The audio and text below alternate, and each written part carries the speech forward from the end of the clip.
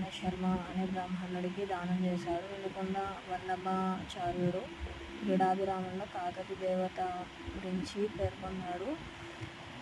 ఈ కాకతీ దేవత పేరు మీదుగానే వీరికి కాకతీయులు అనే పేరు వచ్చింది.